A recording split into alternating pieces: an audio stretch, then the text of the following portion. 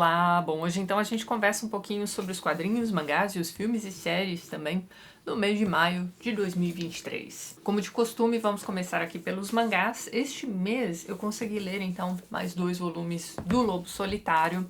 E minha gente, que mangá é este? Este é um dos mangás mais perfeitos que eu já li na vida. E olha que eu ainda nem atingi a metade do mangá. Salvo engano, são 27 volumes, né? Este mês eu li os volumes 11 e 12. Aqui o que nós tivemos foi a continuação direta dos volumes anteriores. Então, no último entreveiro aqui do Lobo Solitário, nós tivemos ali pai e filho se separando. E o Daigoro, apesar de ter 3 anos de idade, e aqui nestes volumes nós tivemos também a virada de ano, ou seja, o menininho já vai fazer 4 anos. Bem, não importa, é uma criança muito pequena, ainda para se virar sozinha por aí, mas ele se vira e ainda consegue ajudar quem ele encontra pelo caminho. Tem uma história, que agora eu já não me lembro em qual dos 2 volumes, em que a gente acompanha uma senhora sozinha que vive embaixo de uma ponte, mas assim, ela vive ali porque aquele terreno foi designado para ela e para o marido. O marido já faleceu há alguns anos e ela não quer sair dali de jeito nenhum. E a ponte, né, é uma ponte condenada. Então assim, ela tá em ruínas, ninguém mais usa aquela ponte e tá lá aquela senhorinha vivendo ali embaixo. Então nós temos alguns homens ali,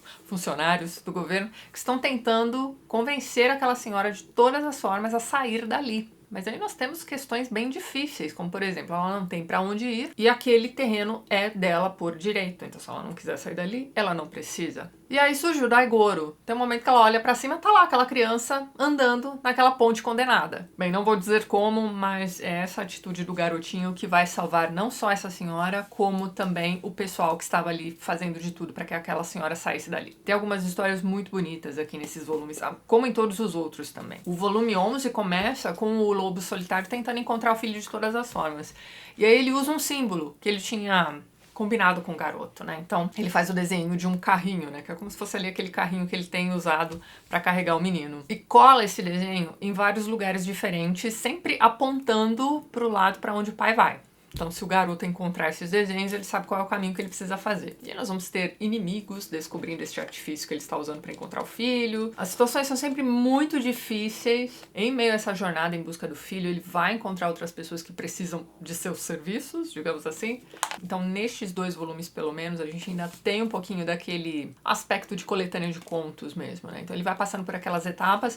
E tem aqui também, lembrando que a história pessoal deles continua se desenrolando aqui nestes volumes, nós temos o Lobo Solitário procurando ajuda para decifrar aquela carta do governo que ele interceptou no volume 10. Aparentemente é uma carta muito comum, ele vai mostrando ali para alguns sábios, para ver se eles descobrem, né, algum tipo de código ali escrito. Mas no fim das contas, ele vai encontrar um cara que vai dizer pra ele, ó, não é o que está escrito, é como está escrito. Então foi utilizado uma tinta especial ali. E enfim, como a gente tá comentando a série como um todo, e quando você começar a ler o Lobo Solitário, você não vai mais se lembrar dos meus comentários nestes vídeos, não é mesmo? Acho que eu posso dizer que aqui nestes 2 volumes, pai e filho vão se reencontrar. Um momento muito bonitinho aqui também, cara, que mangazaço. Então tá aí, vocês têm me dito que está bem difícil de conseguir aí os primeiros volumes. A esperança é a última que morre, né? Até Berserk voltou a ser publicado recentemente, não é mesmo? Mas talvez valha a pena vocês pegarem em scan pra ler, gente. Porque isso aqui é realmente maravilhoso. Na sequência, eu li uma HQ para que você não precise ler. Na verdade, nem é tão ruim assim. Aqui eu achei meio meh. Que é essa aqui, ó. Na Mente de Sherlock Holmes, de Cyril Lieron e Benoît Dahan. Me perdoem a pronúncia caso esteja errada. Bem, aqui o que nós temos é uma história baseada nas histórias do Sherlock Holmes do Sir Arthur Conan Doyle. Então, assim, a melhor parte da HQ é a capa, que é vazadinha, e aqui atrás você tem essa biblioteca imensa. Mas aí é que tá, tudo é uma questão de você entender o propósito da coisa, né? Eu venho dizendo isso pra vocês já em diversas oportunidades diferentes. Eu não sei por que eu entrei com tanta expectativa nessa leitura, sendo que o próprio título da HQ já te mostra o que é que vai ser interessante nela. Realmente aqui você tem uma representação gráfica, essa é a parte interessante realmente, da cabeça do Sherlock Holmes. Então aqui você vai acompanhar realmente como é que o cérebro dele funciona. Tá vendo? Ele vai resolvendo aqui, são 2 histórias. Você vai observando aqui o que é que está passando pela cabeça do Sherlock Holmes conforme ele vai, né, absorvendo informações sobre determinado crime. E você vai seguindo a linha de raciocínio dele, isso tá bacana. Agora, as histórias em si Dá uma olhada nessas páginas aqui pra você ver, né? Você tem todo o esqueminha aqui, o Sherlock digerindo mentalmente tudo aquilo que ele precisa, né? Todas as informações que ele já colheu, como ele vai chegando às conclusões necessárias, né? Então, isso aqui é a única parte interessante da HQ. As histórias são meio meh. Se você quer ler esta HQ por ser fã de Sherlock Holmes, talvez as histórias em si também não te chamem a atenção, mas essa questão aqui do mecanismozinho da mente dele e essa representação gráfica de como funciona a mente dele talvez seja interessante pra você. Mas assim, vá sem expectativas. Mas é isso, talvez a HQ funcione melhor pra você do que pra mim. E aí eu continuei essa coisa maravilhosa. Gente, o que é isso aqui? Eu li a segunda história contida no volume 2 de Crônicas de Excalibur. A gente já vem comentando essas histórias aqui desde o início do ano. Este volume que eu tenho em mãos é o volume 2 da edição brasileira que sai pela editora Mitos, mas o volume 1 é praticamente impossível de se conseguir.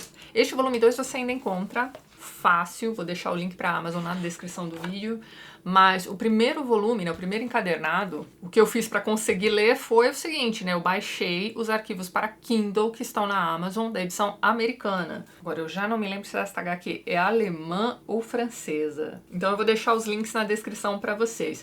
E aí qual não foi minha surpresa boa ao chegar ao final da segunda história e descobrir que temos 3 aqui dentro.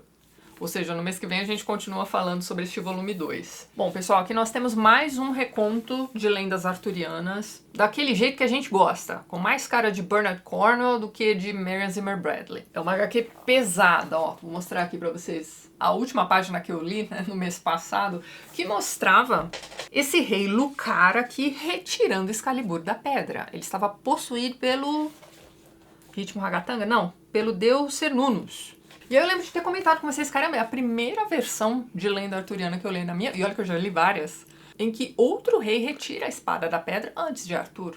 Achei isso estranhíssimo, mas a explicação está no começo da segunda história deste encadernado, em que nós temos Merlin tendo uma visão.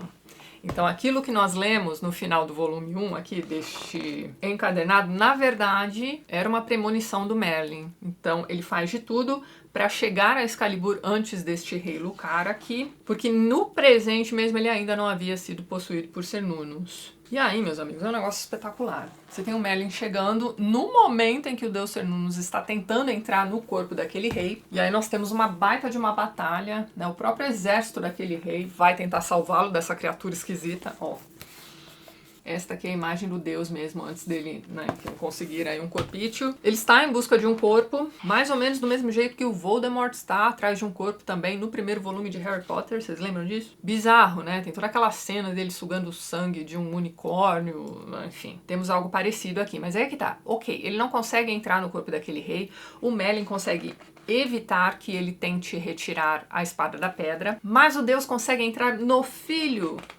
deste rei, que é aquele pequeno sádico. E uma vez dentro do corpício desse menino, ele vai tocar o terror. Então, enquanto Merlin está tentando proteger Excalibur, né, porque o rei Arthur neste momento é quem dá um bebê de colo, nós temos a Morgana também tentando de tudo para escapar ali dos Pictos e tudo mais. Então, assim, ela se lembra da mãe comentando com ela a respeito de uma outra ilha, que não Avalon. Uma ilha onde as mulheres vão para serem treinadas como soldados. Para isso ela precisa da permissão de uma bruxa, deixa eu encontrar, é sensacional também. A bruxa se apresenta no primeiro momento como uma mendiga na praia, mas a garota vai passar por uma aprovação ali, vai passar um dia no meio de uma floresta fria, na verdade no meio de Stonehenge, não sei se dá pra vocês verem aqui. Cara, que HQ legal. Ela passa aquela noite ali e vai ser aceita pela bruxa no dia seguinte. Isso me lembrou um pouco uma série que a gente reviu este mês também, que foi a Penny Dreadful. Tem um momento em que a Vanessa vai atrás de uma bruxa, vocês se lembram disso? Mas ela não será aceita enquanto ela não passar ali pelas intempéries. Então ela toma uma chuva terrível, acho que ela passa uma noite ali ao relento até ser aceita pela bruxa. Pois então, aqui você tem uma coisa assim também. E além disso, nós temos também os cristãos reunindo aí um grande exército sob o comando desse padre Patrícios, que é uma figura tenebrosa aqui nesta HQ. Então, ele está tentando reunir o maior exército do mundo para destruir Avalon. Mas aí veja bem, que Avalon é como se fosse ali o último elo com o paganismo, talvez. Mas aí que tá, Avalon é aquela ilha escondida por névoas. Ninguém que não tenha sido criado em Avalon consegue enxergá-la. Como é que eles pretendem fazer isso? Bem, de qualquer forma, eles estão aí reunindo este exército terrível e acabando com a raça de todos os reis que se negam a ajudar. E é isso. Essa segunda história termina assim, com a Morgana conseguindo ser treinada por aquela bruxa na outra ilha. Ilha de Sky, acho que é esse o nome da ilha. E os cristãos montando aí esse exército terrível pra acabar com Avalon. Cara, que HQ espetacular. E aí, pra minha surpresa, temos mais uma história pro mês que vem. Não faço a menor ideia se já existe um terceiro volume lá fora. Digo, encadernado mesmo. Vou procurar saber e deixo links pra vocês também. Então é um espetáculo. Se você gostou da versão de Arthur lá do Bernard Cornwell, chance grande de você gostar desta HQ também. É uma HQ adulta, tá? Pesadona. Estejam avisados. Muito bem, agora vamos ao Lord of Chaos, né? Senhor do Caos. Sexto volume da Roda do Tempo. Gente, eu entrei aí pro grupo dos que acham que este aqui é o melhor volume. Dos que eu já li até o momento. Eu gostei bastante do terceiro também, mas este aqui, caramba! Primeiro eu preciso agradecer ao Vitor, que deixou pra mim no último vídeo a dica de um aplicativo que, sério, gente, salva a sua vida se você estiver lendo esta série aqui também. O aplicativo se chama WOT Compendium. Tá aí na tela pra vocês. Não sei se vai dar pra vocês verem, mas você tem aqui todos os títulos, né, da série. E ali, selecione o livro que você estiver lendo. Então, vamos lá, Lord of Chaos. E aí, olha que maravilhoso, você tem aqui, em ordem alfabética, os nomes de todos os personagens que aparecem neste volume. Por que isso aqui é importante? Porque, meu, como tem personagem neste livro. Você vai se perder, não importa o quanto de atenção você esteja dedicando somente a esta série. Tem gente aqui que vai aparecer uma vez só lá no primeiro volume, que se um dia reaparecer, você não vai saber quem é. Você precisa ter um negócio desse à sua mão. E sem brincadeira, a cada capítulo surgem pelo menos mais 5 personagens novos. E aí fica realmente aquela lambança. Você não sabe se é Aiel, se é Forsaken, sei lá. Tem 1000 categorias de pessoas aqui dentro desta série, não é mesmo? Gente, isso aqui salva vidas. É um aplicativo gratuito, tá? Então, Vitor, muito obrigada, você facilitou muito minha vida. Este aplicativo vai ficar aqui até eu terminar esta série, porque ainda temos um chão, hein? Mas então, Lord of Chaos. Vocês acreditam que eu terminei de ler este volume? Bom, no fim do mês passado eu tinha conseguido ler até o capítulo 10, salvo engano. E aí este livro aqui tem 55 capítulos. Então eu me programei para, a partir do dia 1º de maio, ler 2 capítulos por dia. Para poder chegar aqui hoje, na segunda-feira, dia 28, né, momento em que eu estou gravando este vídeo, que vai ao ar na quarta-feira, então. Para que eu pudesse chegar aqui hoje já com o livro completo. E assim, teve dia que, sem brincadeira, eu li uns 5 capítulos. Em se tratando deste livro aqui, 5 capítulos é coisa pra caramba, tá? Só pra te avisar. E assim, a gente não diz esse tipo de coisa, assim, brincando nestes vídeos, pra te desmotivar a ler esta série. De jeito nenhum. Ela é muito divertida. Este volume aqui eu adorei. E pelo amor de Deus, você precisa conhecer o Matt. A melhor cena deste livro. Todo mundo fala da batalha e daquele treinamento, entre aspas, do Rand dentro da caixa, né? Aquilo foi pesado pra caramba, gente. Então, tem um momento em que o Rand vai ser capturado aqui por inimigos da Torre Branca e vai ser colocado dentro de uma caixa, vai passar por, sei lá, situações periclitantes ali dentro daquele lugar. Mas aí, é claro, você tem aquele monte de clichêzinho do Robert Jordan que eu não ligo. Que é aquela coisa de que o que não te mata te fortalece. Rand sai dali virado do capeta. E aí, a última batalha, realmente, cara, que batalha bem organizadinha. Parecia que eu tava lendo, sei lá, um livro do Bernard Cornwell aqui no final. Porque eu acho o Bernard Cornwell muito bom de montar estratégias enquanto ele está ali montando suas batalhas nos seus livros. Pra mim, ele é imbatível. Já me disseram que existem outros autores aí que fazem um trabalho bacana também. E aqui o Robert Jordan faz isso também. Mas então, meu momento favorito aqui deste livro está em Matt descobrindo que Egwene é a chefe das Aes Sedai. Gente, aquele capítulo é maravilhoso demais. Ele chega ao lugar onde as meninas estão, a Nynaeve, a Elaine, a Egwene. Ele vai até onde as meninas estão porque ele precisa conversar com a Merlin Sith, né, que é a chefe das Aes Sedai.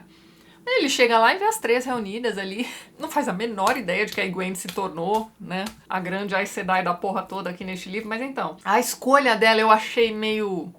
Tudo bem que a gente já sabia que ela se tornaria, né, uma grande Aes Sedai.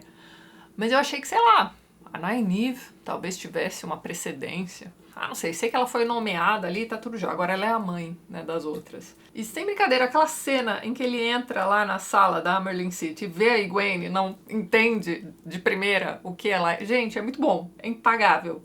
E quando ele entende, né, no finalzinho daquele capítulo, na última linha, cai a ficha, né, e a partir do capítulo seguinte, o que ele vai fazer é bem bacana. Ele vai defender a Egwene, né. Tem um negocinho ali dele com essa Egwene, não é mesmo? Posso estar enganada, mas me parece que ele tem aí sentimentos românticos para com esta menina, que agora é a chefe das Aes Sedai. O bacana deste livro aqui também é isso. Você acompanha não exatamente o desenvolvimento, né, desse grupinho de jovens adultos. Aqui eles já estão na posição em que eles precisavam estar. Então você tem o Perrin e a Faile como chefes ali de um determinado bando. Você tem o Mat também comandando o bando dele. E você tem o Rand aqui passando boa parte deste livro, fazendo aquelas visitas diplomáticas. E ao final daquela última batalha, gente, sério, sem brincadeira, vocês precisam ler estes últimos capítulos aqui que são impressionantes. Mas então, ele sai muito mais seguro de si. Então, este é um livro em que o Rand se desenvolve, pelo amor de Deus. A gente passou 5 volumes e meio, né? Inteirinhos, esperando este menino deixar de ser um boneco de Olinda. Tem toda uma questão de treinamento aí dos exércitos também que vai acontecendo ao longo deste volume e vale a pena você passar por esses momentos, porque são momentos meio lentos da narrativa, mas quando você chega àquela batalha tão organizadinha lá no final, você diz, ok, foi pra isso. O que me leva a pensar que Robert Jordan aqui neste livro tá trabalhando, né, tá operando num nível Stephen King, de enrolação, né, pros finalmente. O que é sempre bem perigoso, tá, pessoal? Eu gosto do Stephen King contista, mais do que romancista. Tem vários vídeos aqui no canal, principalmente nos especiais de mês do horror. E eu tenho os meus livros favoritos dele, que são O Iluminado e O Cemitério. Mas no próprio Iluminado, por exemplo, ele tem essa coisa de demorar 3/4 do livro para criar o ambiente para alguma coisa se desenvolver lá no final. Nos romances gigantescos dele é a mesma coisa. Você vai ler 800 páginas de criação de ambiente para nas últimas 50 alguma coisa realmente relevante acontecer. Me parece que Robert Jordan está operando dessa forma aqui nestes livros também, pelo menos neste 6º volume foi o que aconteceu, só que nós tivemos tantos momentinhos legais aqui no meio, que neste volume especificamente isso não me irritou. Mas é isso, pessoal, mais um volume lido aqui da Roda do Tempo, melhor volume que eu já li até o momento, sim, daremos continuidade, no mês que vem nós vamos começar aí a leitura do 7º volume, que eu esqueci de pegar da estante, mas a capinha tá aqui ao lado. Salvo engano, na primeira edição desses livros aqui no Brasil, nós só tínhamos até o volume 6. Mas agora nós já temos, eu acho que até o volume 9 traduzidos por aqui. Então comece a ler aí você também o seu 7º volume da Roda do Tempo. E no mês que vem a gente começa a comentar este volume. Muito bem, agora vamos aos filmes e séries assistidos durante o mês de maio. Como eu disse pra vocês, a gente assistiu novamente uma das melhores séries já produzidas na face da Terra, chamada Penny Dreadful. Caso você não conheça esta série, ela é basicamente o que a Liga Extraordinária poderia ter sido, mas não foi. Gente, eu não gosto da Liga Extraordinária, é chato. Tanto o HQ quanto aquele filme do Sean Connery. Mas a série, apesar de ser uma reunião aí de grandes personagens clássicos do século XIX, não é exatamente uma Liga Extraordinária. Eles estão realmente ali lutando contra um mal maior, mas é mais uma coisa pessoal mesmo. Ninguém ali tá querendo salvar o mundo, não. Mas então vamos começar do começo para quem não sabe nada a respeito dessa série. Primeiro o título, né? Penny Dreadful eram histórias que eram compradas em bancas de jornais no século XIX que traziam estes temas, né, de horror, mistério e morte. E custavam um penny, era um centavinho mesmo. O material era bem vagabundinho mesmo, é uma coisa anterior ao Pulp Fiction. Então o que você tem nesta série é uma mistura, né, bem livre, digamos assim, de grandes clássicos do século XIX, da seara do horror mesmo. Então alguns personagens dessa série são, por exemplo, o Dr. Frankenstein, o Drácula também, que permeia a série inteira, mas só vai aparecer na última temporada. Dorian Gray também é um personagem nessa série. E nós temos um lobisomem aí no grupo também. Mas a grande parada desta série é a personagem da Eva Green. Eu vou defini-la como bruxa sensitiva, mas não é bem isso. Você precisa assistir a série para entender Vanessa Ives. É uma das melhores personagens já criadas. Pra mim, pelo menos, ela só perde pra Lagertha dos Vikings. Mas ela é esse ser frágil, lânguido e atormentado por demônios. De certa forma, ela é protegida pelo grupo todo. Perceba que eu estou me enrolando um pouco para dar uma sinopse clara de Penny Dreadful, mas talvez isso seja impossível mesmo.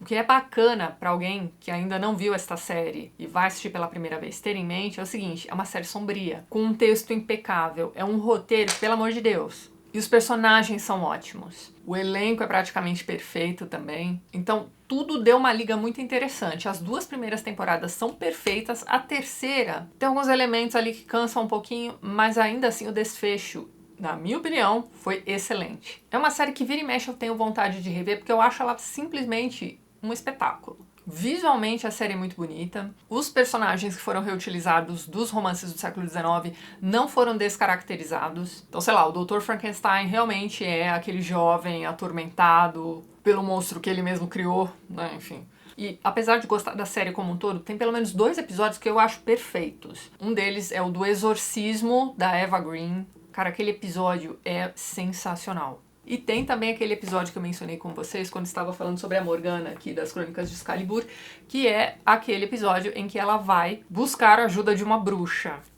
A gente comentou sobre essa bruxa também no meu vídeo sobre o crime do Padre Amaro. Ela é a Cut Wife, né? Porém, ela tem muitas coisas para ensinar para Eva Green também. Ela volta depois como a psicóloga da Vanessa na última temporada. Gente, só vendo mesmo, mas o negócio é maravilhoso. Você tem uma coisa melancólica ali no meio também. É uma série que te pega, não exatamente pelo incômodo. Os personagens são absolutamente falhos, porém humanos. Então você acaba torcendo pra eles, né? Mesmo sendo monstros ou criadores de monstros. A criatura do Frankenstein também é um personagem muito interessante nessa série. Resumindo, é perfeita. Se você nunca viu Penny Dreadful, boa sorte aí esperando que algum streaming coloque de volta. E é uma série adulta também, tá? Que fique bem claro. Outra série que nós vimos aqui também, eu nem sei se já acabou, acho que tem um último episódio ainda, bem, a série se chama Love and Death. No ano passado ou retrasado, a gente assistiu uma série chamada Candy, que eu acho que era da Netflix com a Jessica Biel. Gente, é a mesma história. Eu estou sem entender porque é que 2 companhias diferentes de streaming fizeram, né, produziram séries sobre o mesmo caso. Mas é isso, talvez você possa escolher aí pelo elenco. Se você prefere a Jessica Biel, você assiste o Candy. Se você prefere a Elizabeth Olsen, você assiste essa aí, que é da HBO. Eu não me lembro com tantos detalhes assim da série anterior da Jessica Biel, mas a produção da HBO parece ser mais, né, sei lá, bem feita. E a atriz é melhor também. Isso é um caso verídico, né? Isso aconteceu. Essa mulher entediada resolve ter um caso com o marido da vizinha. A coisa toda é muito esquisita, mas enfim. Estão lá os dois desenvolvendo este affair que não é nada romântico, é meio que um acordo, sabe? É quase um, e aí, vamos ter um caso? Vamos! E é isso. E o curioso é que, assim, antes deles começarem o caso mesmo, eles se sentam, né, e fazem meio que como é que vamos dizer, uma listona de regras, né, pra eles seguirem, né. E dentre as regras, obviamente, tá lá aquela coisa de não vamos nos apaixonar, esse tipo de coisa. E isso, aparentemente, pelo menos nesta versão da história da HBO, não acontece. Eles realmente não se apaixonam. Mas um belo dia, a Candy, né, que é toda envolvida ali na paróquia e na escola da filha, não sei o que lá, na comunidade, vai até a casa da esposa desse cara. E essa esposa já tava desconfiando. E aí ela faz a pergunta na lata, ó, você tá tendo caso com meu marido? E meio que a Candy não tem pra onde correr. Nesta versão da série, eu não me lembro da outra, mas eu acho que isso não aconteceu na outra versão, não. De qualquer forma, nesta versão, a esposa pega um machado e tenta matar a Candy, e aí o jogo vira, digamos assim, e Candy mata a esposa do amante do jeito mais tenebroso que você possa imaginar. Ela faz um picadinho ali mesmo. E o curioso é que ela sai dali como se nada tivesse acontecido, ela volta à vida normal. Leva-se um tempo depois da morte daquela mulher para que as pessoas, né, percebam que essa mulher esquisita aí tá no mínimo envolvida, porque afinal de contas ela teve um caso com o marido. E é isso, é uma história de traição que deu muito errado dentro de um subúrbio americano. Talvez o que mais chame a atenção é aquela coisa daquela dona de casa, magrinha, fraquinha, de quem todo mundo na comunidade gostava, de repente tá ali matando a vizinha, depois de ter tido um caso com o marido dela. Então, assim, é uma extrapolação. Fosse isso uma história de ficção, a gente estaria ali naquele mundo invertido. Mas realmente aconteceu e é assustador. O último episódio que a gente assistiu foi o do julgamento, e aí você tem lá o médico legista explicando ali no tribunal como foi que aquela mulher foi morta. É um negócio assim. Então não é uma série maravilhosa. Eu nem sei se eu recomendo, fica a critério aí da sua curiosidade. Mas é isso. Depois a gente assistiu todos os filmes do Missão Impossível, porque tá pra sair aí o último filme, que será dividido em 2. Por que não, não é mesmo? E aí eu me lembrei de que os 4 primeiros filmes desta franquia eu assisti no cinema. O que pra mim foi uma grande surpresa, na verdade. Eu achei que eu só tivesse assistido, sei lá, os 2 primeiros filmes, porque o segundo filme, pelo amor de Deus, que filme horrível. O primeiro é todo redondinho. É um filme de 96, tem uma história ali, uma traminha bacana de se acompanhar. É um filme que não te enrola, ele deve ter, sei lá, 1h30 de duração. Te apresenta ali aqueles personagens clássicos, né? Porque Missão Impossível era um seriado antigo, eu nunca vi nenhuma reprise. Não era da minha época, né? Mas o primeiro filme, quando saiu, me lembro da gente ter ido ao cinema. A trilha sonora do primeiro filme também era bem boa, eu tinha. Tá perdida aí na minha coleção de CD na casa dos meus pais, mas então. Tinha uma música de uma banda chamada Long Pigs, que eu adorava. E a trilha sonora do segundo filme também é bem boa. Tem uma versão de Have a Cigar, do Pink Floyd, que é o Brian May, junto com o Foo Fighters. É uma música muito boa.